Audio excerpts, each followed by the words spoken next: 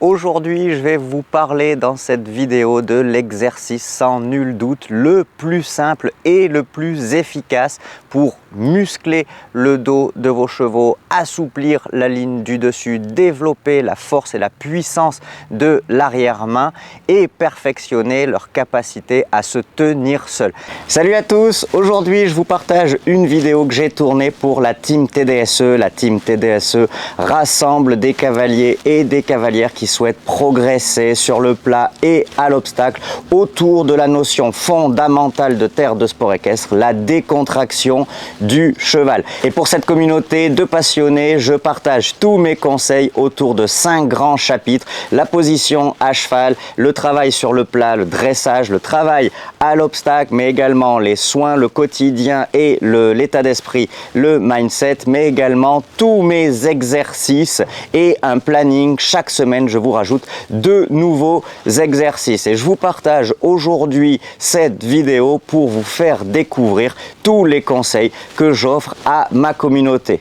C'est vraiment un exercice extrêmement simple, techniquement même un débutant pourrait y arriver parce que ce n'est pas vous mais l'exercice qui va faire travailler votre cheval tout seul, et en plus de ça, cela se passe en extérieur. Je vous parle bien entendu des montées et des descentes. Alors c'est vraiment un exercice extrêmement simple. La vidéo d'explication du coup ne va pas durer très longtemps parce qu'il s'agit tout bonnement de laisser monter votre cheval le plus librement possible. Une petite butte, une montée au pas tranquillement, le laisser aller chercher lui du terrain de lui-même avec ses antérieurs et pousser surtout avec ses postérieurs, bien entendu en libérant le plus possible le balancier de son encolure.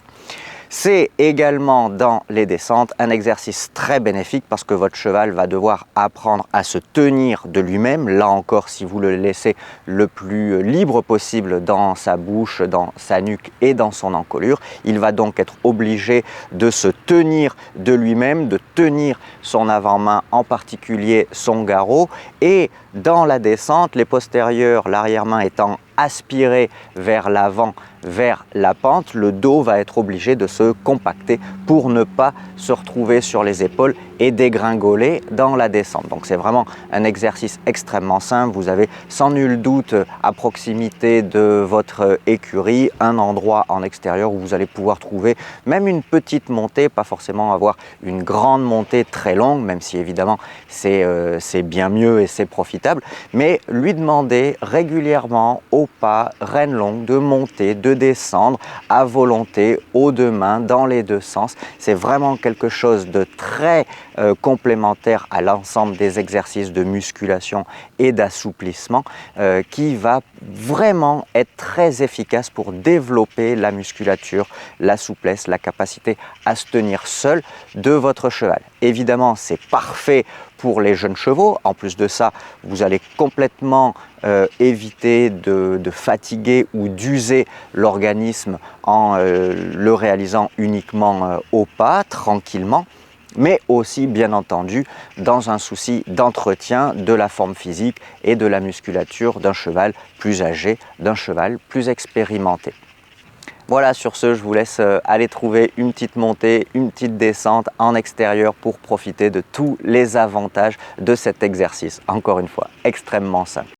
Pour profiter pleinement de cet exercice des montées et des descentes, voici quelques petits conseils très simples pour vraiment bénéficier au maximum des avantages de ce mouvement extrêmement simple qui va solliciter votre cheval en douceur, mais malgré tout lui demander un petit effort physique qui a pour objectif, une fois encore, de développer principalement sa musculature, sa force, sa puissance, mais aussi sa souplesse et sa capacité à se tenir seul de lui-même, par lui-même.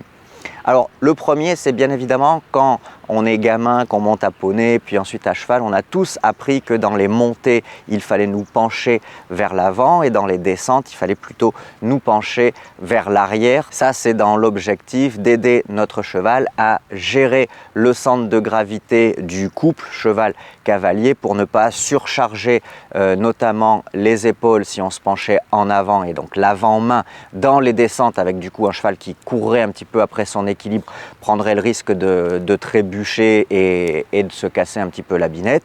A contrario, se pencher en arrière dans les montées viendrait rajouter plus de poids encore sur l'arrière-main et donc du coup ne faciliterait pas le job des postérieurs de venir pousser pour monter la côte. Donc en libérant ce poids-là et en le mettant plutôt vers l'avant dans la montée, on facilite la poussée des postérieurs. En nous tenant, en nous reculant un petit peu notre haut du corps vers l'arrière dans les descentes, on facilite la capacité du cheval à se tenir et ne pas tomber, rouler vers le bas de la pente.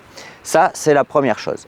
En réalité, la deuxième, c'est qu'au fur et à mesure des progrès de votre cheval et de sa capacité à se tenir de lui-même et à développer les muscles, notamment de sa ligne du dessus et la poussée de ses postérieurs, vous pouvez petit à petit revenir vers une position neutre pour finalement l'aider un petit peu moins à un moment donné dans sa progression et donc lui laisser faire un peu plus de travail. C'est un petit peu comme si vous alliez à la salle de musculation. Au début, votre musculature ne vous permet pas de porter très lourd, donc vous n'allez pas charger énormément les haltères et au fur et à mesure de vos progrès, vous allez mettre de plus en plus lourd pour continuer à développer notamment votre masse musculaire. Donc là, c'est exactement pareil. Au début, vous aidez votre cheval pour que petit à petit il se sente à l'aise et qu'il commence à développer l'ensemble de sa musculature, de sa souplesse, sa capacité à se tenir seul, notamment dans les descentes, en l'aidant, en modulant votre position. Mais ensuite, au gré de ces progrès, vous allez du coup l'aider de moins en moins pour continuer toujours à l'inviter à développer sa force notamment. Le deuxième conseil, c'est de bien surveiller que dans les montées, votre cheval reste tonique, dynamique et ne ralentisse pas de plus en plus parce que du coup, il galère et il se tracte dans les montées, mais il doit bien continuer à être tonique, dynamique, ne pas perdre trop de vitesse et continuer à pousser avec ses postérieurs. C'est bien les postérieurs qui poussent l'ensemble du cheval vers l'avant et le moins possible les antérieurs qui le tractent vers le haut de la côte, de la pente.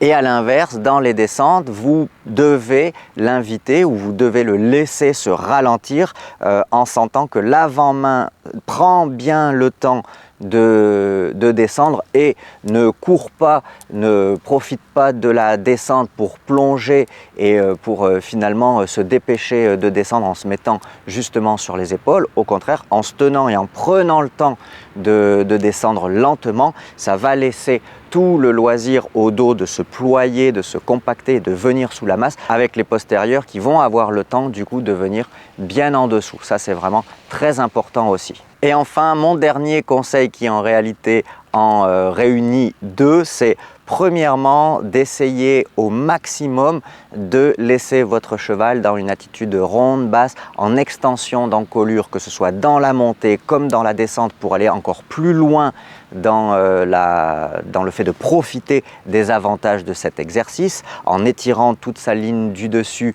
dans la montée, votre cheval va vraiment développer toute la souplesse de sa ligne du dessus et les postérieurs vont être obligés de vraiment se pousser et venir loin sous la masse pour continuer à monter. Et dans la descente, comme vous laissez votre cheval étirer vers l'avant et le bas, naturellement ça surcharge un petit peu plus son avant-main. Donc pour ne pas perdre l'équilibre, il va être obligé plus encore de grandir son garrot. Ça me permet de faire la toute petite parenthèse sur le fait que, attention, l'équilibre n'est pas lié à la hauteur de la nuque, mais plutôt à la hauteur du garrot par rapport aux hanches.